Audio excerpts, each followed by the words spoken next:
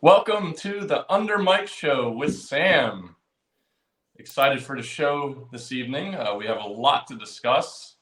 Coming off a good week, we have the XFL playoffs, and a drawing associated with it, like we talked about. There's a lot going on, and then of course the USFL. Good to have you again, of course. How's everything going? It's a good week. Almost got the 4-0 that we were really. It went down to the last game. Of course, it had to be the last game to kind of not happen. But a very good week. Still overall, I put it up there. Spring League Sam goes 3-1 to win 2.9 units. We hit our 2-unit play easily on New Jersey in the USFL, and then we also hit New Orleans. -5.5, I believe. That was a winner in the USFL. And then we won St. Louis in the first XFL game, -8. They scored about 1,000. Crazy game. And then, unfortunately, we lost Vegas getting 8.5. That line went crazy because people thought that Seattle had to run up the score to get in the playoffs. And in all reality, all they really had to do was win for the most part. Yeah. But it was 0-0 forever. Vegas had so many opportunities, couldn't score, and then they gave up. They didn't care because the game meant nothing to them, and so we took the L there, getting the 8.5. So 3-1, win 2.9 units, brings my record to 28-19 overall, plus 11.95 units. You hold steady, but I'm nipping at your heels. I'm down 0.95 units. So combined, right now, we are plus 24.85 units, and that should say XFL/USFL, plus 3.55 units is what I have. And then overall, we're 53-29. So good stuff. We're both hovering right around that 12-unit mark. I could potentially pass you this week. So we'll see what happens. Yeah, no, it's been good, and I can look at a little bit of the weather coming up for this week. So right now, of course, the XFL is in the playoffs. We got two games, the two semifinal games this week. The one at Washington, that's on Sunday, and then the other at Houston. That's a Saturday night game, 7 p.m. Eastern. Arlington at Houston. Line currently, the over-under is currently 41.5. The line's -6.5 for Houston. I think, was that the latest you had? 6.5, 41.5. Yep. So that's the game I'm going to be watching right now. I was looking at this earlier and just looked at it before we got on the show. There is a storm system that's going to be near the Houston area around that time on Saturday. And there is going to be some wind associated with that. Right now, they're in the 15 to 20 mile per hour range. The interesting thing right now, and why I can't really do anything yet, the models are in pretty much very different right now. The two main models that we look at when forecasting, we have the Euro model and then the US GFS model. The GFS has the system farther to the east, that it would be out of Houston in the morning and maybe just some wind left over, but I don't think it's going to be anything too substantial. 15, whatever, we can't really do anything with that. The Euro model, which is generally the more accurate one, has it right over that area, the same exact timing with just rain and not really moving too much. So it's interesting. I'm going to watch these models over the next day or so and see if they kind of align, if they're going to align somewhere in between, or if the Euro kind of works out in that favor. That could be really good for us, and I'll jump all over that. For right now, it's just too much of a discrepancy for me to really do anything with. I will update on that as we go along during the week once the models hopefully come to some agreement with what's going to happen there.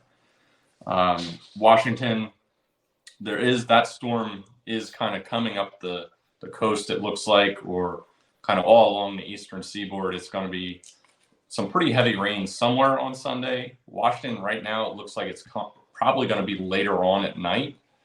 But it's another one I will monitor. The game's at 3 o'clock on Sunday.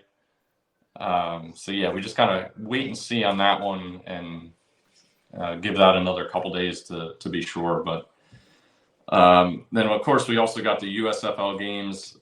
2 of them this week are actually in Detroit at the Dome, Ford Field. So we don't have anything to worry about there on the weather front. The Saturday games are at Birmingham and Memphis. We got New Orleans at Birmingham, and that total is 48.5. So they see some point scoring that the numbers are definitely going up a bit.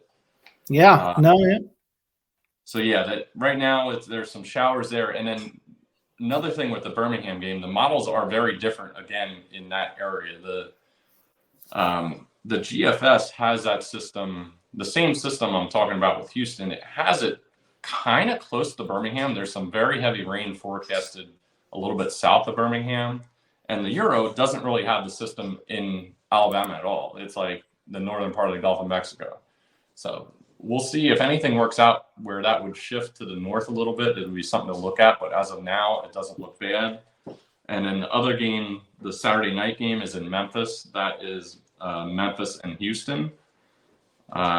And right now, that one looks okay. Just looks to be some clouds, 5 to 10, nothing to worry about. But there is a pretty big storm system here going across from the southern part of the U.S. to the northeast from that time period. So there's definitely some things to look out for.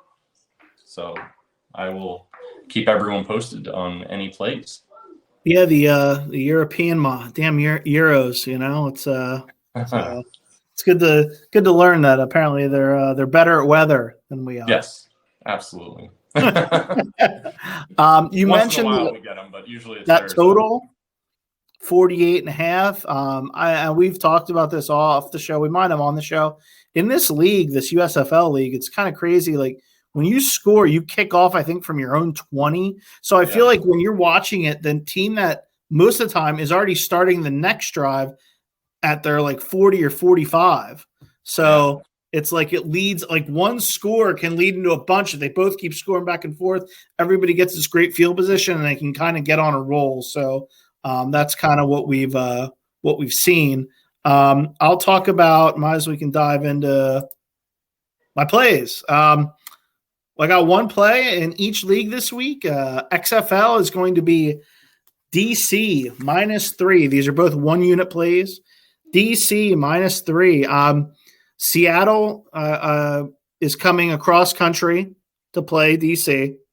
DC's kind of fallen off a little bit from what they were at the beginning of the season in terms of defensively. They got lit up a little bit through the air, so it may worry some folks as DiNucci's been playing pretty well overall, and he's got the weapons. I mean, he's got Josh Gordon, he's got Ja'Cour Pearson, who's one of the best receivers in the XFL. So my thing here is, again, Seattle's flying across country to play this game. I think DC is going to have something cooked up for them. And while DiNucci's been great in scrambling and ad-libbing, he does make a lot of mistakes, in my opinion. He'll make risky throws, risky decisions, and I really think DC is going to capitalize on those, and we might see a defensive score, and I think more than a few turnovers. So I like DC in this spot -3.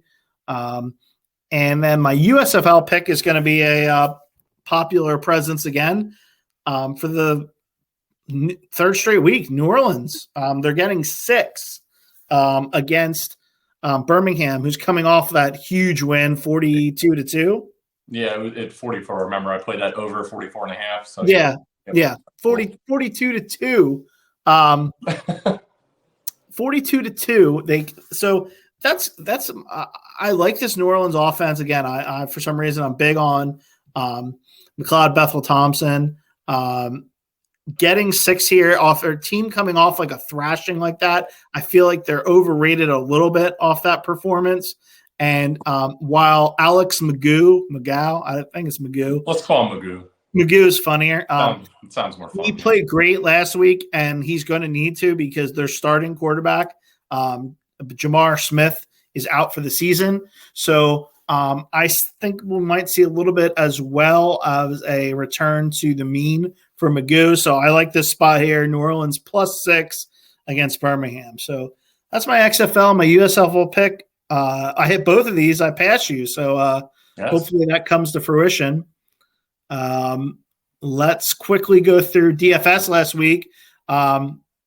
Excited here. So now Sal Cannella, this is unfortunate. He scored 7.1, which it's not terrible, but it's not what we expected. But what happened here was Arlington was locked into their playoff spot when this game began. And I was kind of monitoring that. I was a little worried that they weren't going to go all out because they were already locked into a playoff spot because earlier the San Antonio had already lost to eliminate themselves. So I feel like that's kind of the reason he didn't go off there. So I'm going to give us a little pass there. USFL, I was all over. I gave out Sage Surratt last week. He ended up with 11 catches, 121 yards, and a touchdown for 32.1 points. And if you remember, I was also mentioning a few other guys that I thought were good plays as well. I said Jace Sternberger, 5 catches, 127 yards, and a touchdown for 26.7. If you put those two guys in your lineup like I did, you pretty much were locked into a cash, whether the rest of your lineup stank or not, even if you missed some of the other studs. So really nice there in USFL, starting to get a real feel for it there. So let's go for one of the last, probably the last XFL DFS week, although they might have a showdown for their Super Bowl. We're going to go Chris Blair with DC, 7,800 wide receiver. So Blair had 28.8 fantasy points against them the last time they played. So he, obviously the matchup's there. He's a big play threat. Their last game, which again, they weren't playing for anything, he had 1 catch for 70 yards. So at 7,800 and what he's done against them before, I think Blair's a good play here, especially coming off what he's did against them the last game and how explosive he is. And then see if we can keep the USFL rolling. Not giving out a tight end this week. I did last week gave a ton of tight ends. Cam Eccles-Looper, wide receiver, New Jersey. He's super steady. He had 8 targets in week 1. What? Super Looper. 8 targets week 1, 6 targets week 2. He scored 10 fantasy points the first week, 15 the second. He had 4 for 57 yards and a touchdown last week. And when you watch him play, he does stand out as a player for New Jersey that they will go to when they need a play. He's very shifty. So that's my USFL DFS lock. Beautiful. So now our giveaway. We talked about this. We said we were going to do it before the XFL championship game. I guess I should say Super Bowl. That's trademarked. XFL championship game. So let's go. I've got a wheel with all the names of the folks that retweeted. Let me bring that up, and we'll do a spin here. Give me 1 second. Doing the present. Make sure it actually works. Exciting. I don't know. I'm excited. All right, here we go. Is it going to show up, or is it going to make me add it? Wow. There we go. It's spinning. All right. It's spinning. It is going, and the winner is, oh my God, it looks like Jason Downey by a nose over John Miller. Oh my. So Jason Downey. It's almost like they should split it. Literally by the thinnest of margins, Jason Downey takes down the $50 grand prize. Wow. So yeah, he's that's gonna be excited, I bet. Yeah, we'll be excited. We'll alert him on the Twitter and the Facebook, and we'll get him the funds, and then he can let me unshare this somehow. Hold on 1 second here. And we would like if that's bet on the game, but obviously you can do whatever you want with it. Yeah, 100%. Right. And you don't need to bet it on the game, but hey, if you want to bet it on my pick, one of my picks, that would be great. So let's remove that. That's awesome. Excited about the giveaway. It was and special thanks to you figuring out how the hell to do a wheel like that. I mean, that's impressive. Yeah, we're so technologically sound. I'll say that it was very close to breaking my and we have the food of the week. Or he's being very careful on how he puts it in there and chews it. It was almost wow, it was on a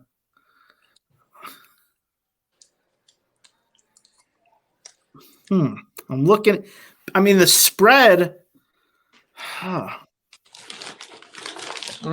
Unbelievable. I mean, could it be as simple as peanut butter on cracker? No, not quite. Then my only other option was come with, and I thought the color, and again, I could be off color wise. It seemed my other guess was going to be Nutella, but it looks like it's not as smooth as like a Nutella would look. It looks not quite. Yeah, it looks a little bit more rougher. So it doesn't look as liquid though as like a jam would be or a jelly. It looks more solid. It's pretty soft. I mean, it's been sitting out a little bit. It was a little bit harder. I mean, it's hard to really dip it in there, and I'm almost done with it actually. But definitely need the knife to spread it, get it on there. Nice big glob of it. Maybe that reddish orange color. I don't know if you can really make out the color exactly. Yeah, and part of it, if people saw the screen I was working with, they would be shocked. I just blew it up a little bit. And it's probably my own video quality that just reddish orange blob. The cheese, one of those big cheese balls. Close. So I think there are cheese balls of this. So that's close. It is a cheese on a wheat thin. Okay. This particular spread, though, it's from the farmer's market, the Reading Farmer's Market. Oh, I might have had that before. Is it? Wait, from Fairgrounds or from Why Missing? Fairgrounds. Fairgrounds. And you got it from which stand? Salinos or Luigi's? I didn't get it. My parents brought it over the other day. What's the name of it? I'm So